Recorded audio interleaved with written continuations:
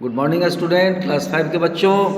आज मैं आप लोगों को आपके हिंदी व्याकरण किताब से एक चैप्टर विशेषण बता रहा हूं, जो रिवीजन के तौर पर है, क्योंकि इसकी पढ़ाई बहुत पहले हो चुकी है। अब चूँकि कोई भी चैप्टर जो है वह रिवीजन में पढ़ाया जाएगा, तो रिवीजन में आपको पढ़ने के लिए जान लीजिए, शॉर्ट में हम इसको पढ़ाएंगे कि विशेषण क्या है। विशेषण क्या है? तो विशेषण वह शब्द जो संज्ञा अथवा सर्वनाम की विशेषता बताता हो, उसे हम विशेषण कहते हैं।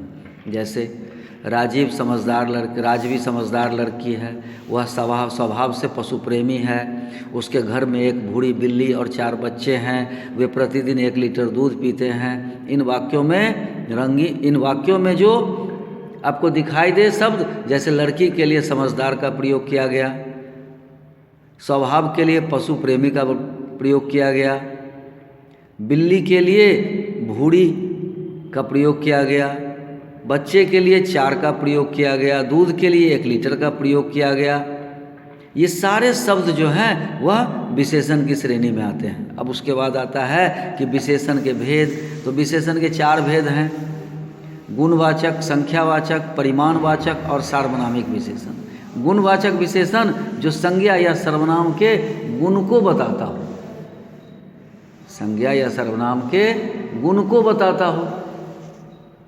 जैसे एक मोटा चूहा था, तो चूहा के गुण को बता रहा है कि मोटा था, वह बड़े घर में रहता था। यहाँ घर के बारे में बताया जा रहा है, कहाँ रहता था, तो बड़े घर में रहता था। इस तरह से आप गुणवाचक को पहचान लेंगे। उसके बाद आता है संख्यावाचक, जो हमें गिनती के बारे में, संज्ञा या सर्वनाम की गिनती के बारे में बताता हो, उसे हम संख्यावाचक कहते हैं। जैसे पिताजी के पास एक कार है, कार के बारे में बता रहा है, एक कार है, उस पर 5 लोग बैठ सकते हैं। कितने लोग बैठ सकते हैं? तो 5 लोग बैठ सकते हैं। इस तरह से यह संख्यावाचक विशेषण है। उसके बाद आता है परिमाणवाचक। संख्यावाचक में भी 2 तरह के होते हैं, एक निश्चित और एक अनिश्चित। अनिश्चित में कुछ हो जाएगा, सभी हो जाएगा, कई हो जाएगा, कोई हो जाएगा।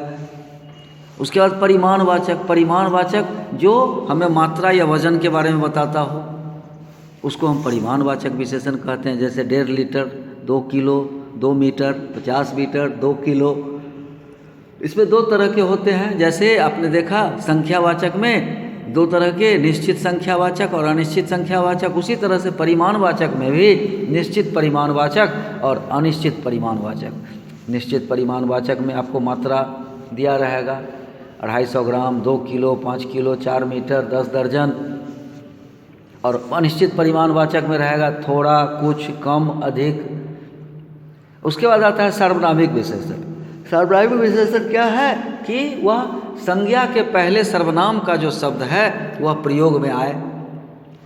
संज्ञा के पहले सर्वनाम का प्रयोग उसी वाक्य में, वह सार्वनामिक विशेषण कहलाता है।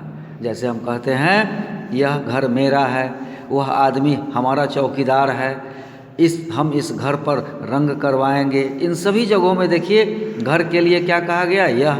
आदमी के लिए क्या कहा गया? वह। चौकीदार के लिए क्या कहा गया? हमारा।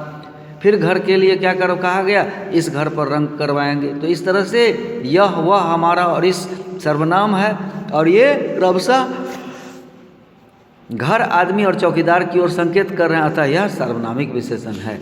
इस तरह से आप इसको पढ़ेंगे। चूँकि इस चैप्टर को पूरा पढ़ाया जा चुका है, अब आप देख लीजिए, इस सारे चैप्टर को पढ़ाया जा चुका है। अपने अपनी किताब में मिलाइए और याद कीजिए।